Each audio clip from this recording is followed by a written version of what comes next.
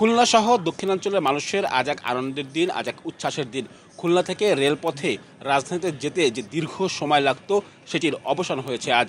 Jehanabad express নামে নতুন একটি ট্রেন আজ খুলনা থেকে ভোর 6টায় ছেড়ে গিয়েছে, যেটি সকাল 9:45 থেকে 10টার মধ্যে কমলাপুর স্টেশনে পৌঁছানোর কথা। এত স্বল্প সময়ে খুলনা থেকে ঢাকায় যাওয়ার যে নতুন রুট অর্থাৎ পদ্মা সেতু রেল লিঙ্কের পুরো রেল লাইন প্রস্তুত হওয়ার পর এখানে কিন্তু যাত্রীদের মধ্যে আমরা উচ্ছ্বাস দেখতে পেয়েছি এবং এখানে রেল কর্তৃপক্ষকেও কিন্তু আমরা উচ্ছ্বসিত দেখেছি এবং যারা যাত্রী সাধারণ রয়েছেন তাদেরকে কিন্তু রেল কর্তৃপক্ষ আমরা ছবিতে দেখছি যে তারা আসলে ফুল দিয়ে শুভেচ্ছা জানাচ্ছেন এবং তারা আসলে বলছেন যে নতুন এই যাত্রীদের কিন্তু তারা আসলে স্বাগত জানাচ্ছেন এবং মাত্র 3.5 ঘন্টা থেকে 4 ঘন্টার মধ্যে এই নতুন এই রুটে যে যাত্রা শুরু হলো এটি আসলে অব্যাহত থাকবে। আমরা একটু রেল কর্তৃপক্ষ যিনি আছেন এখানে তার সঙ্গে একটু কথা বলার চেষ্টা করি। একটু আমাদের জানাবেন যে এখানে এই যে নতুন রেল পথটি চালু হলো যাত্রীদের মধ্যে কেমন সাড়া দেখছেন এবং আপনারা কি প্রত্যাশা করছেন?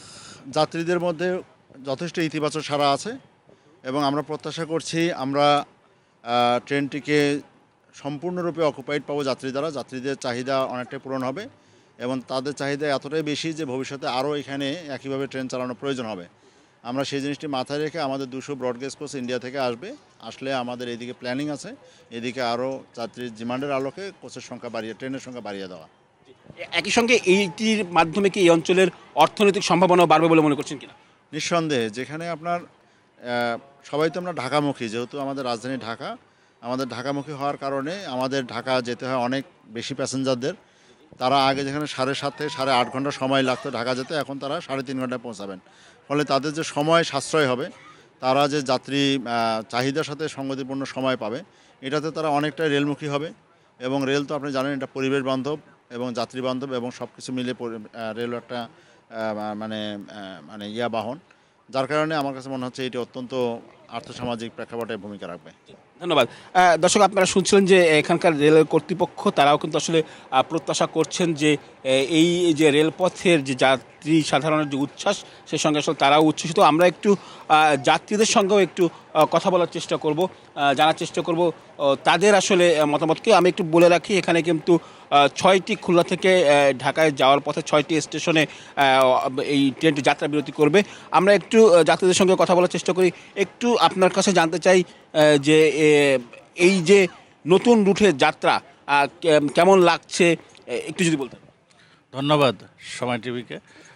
নতুন রুটের যাত্রা সবচেয়ে প্রত্যাশা হচ্ছে যে আমরা দীর্ঘদিন খুলনা ঢাকা রেল চলাচল যখন শুরু হয় আমাদের 10.5 ঘন্টা 11 ঘন্টা জার্নি ছিল দীর্ঘদিন। এভাবে পদ্মা সেতুর পরেও আমরা রেল লিঙ্কিং ব্যবস্থা করা হয়েছিল রেলের কর্তৃপক্ষ, সেটা তো 8 ঘন্টা 8.5 ঘন্টা লাগছিল।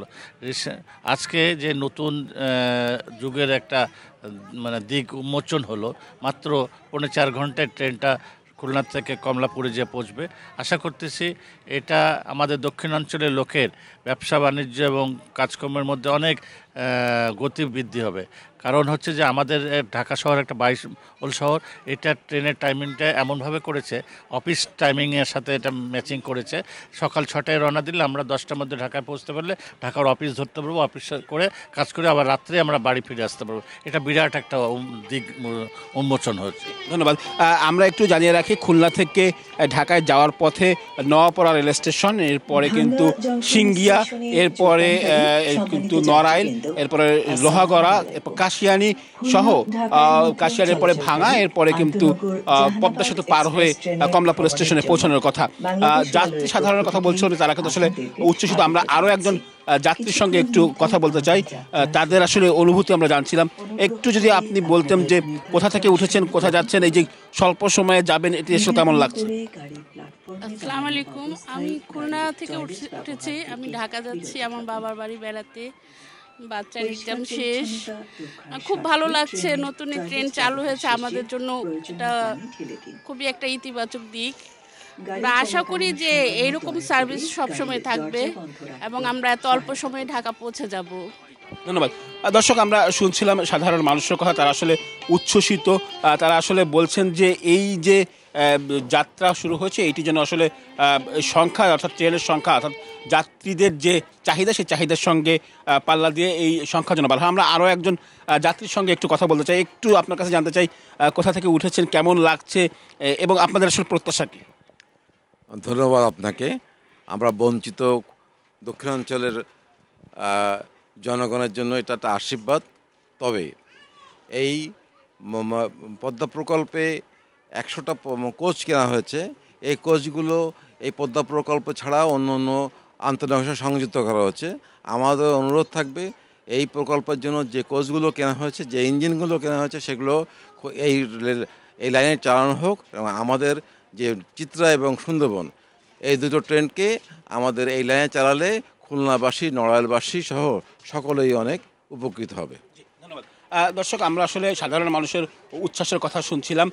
একটু তথ্য দিয়ে দেখি যে খুলনা থেকে যে নতুন জাহানাবাদ এক্সপ্রেস ট্রেনটি চালু হয়েছে এটি প্রতিদিন সোমবার বন্ধ থাকবে এবং প্রতিদিন ভোর 6টা থেকে শুরু হয়ে 6টি স্টেশনে যাত্রা বিরতি করে এটি পৌনে 10টায়, সকাল পৌনে 10টা কমলাপুর স্টেশনে পৌঁছানোর কথা। এরপরে এটি কিন্তু রূপসী বাংলা এক্সপ্রেস নামকরণ হয়ে এটি বেনাপোল উদ্দেশ্যে যাত্রা করবে যশোর হয়ে, এবং এটি বেনাপোল থেকে আবারও ঢাকায় আসবে এবং রাতে কিন্তু ঢাকা থেকে খুলনা ফিরবে। এবং প্রতিদিন এই ট্রেনটিতে কিন্তু 12টি বগি থাকে প্রতিটি ট্রেনে এবং 768টি আসন থাকবে। প্রথম দিনে 768 আসনের সবগুলোই পরিপূর্ণ ছিল। তার মানে হচ্ছে কি এখানকার যাত্রীদের মধ্যে যে আগ্রহ, যে উচ্ছ্বাস, সেটি কিন্তু আমরা পরিপূর্ণ দেখতে পাচ্ছি। তাদের আগ্রহের কারণেই কিন্তু বলা হচ্ছে যে এই রুটে যাত্রী সংখ্যা তারা আসলে আরও চান, এই রুটে ট্রেনের সংখ্যা তারা আসলে চান আরও বাড়াতে।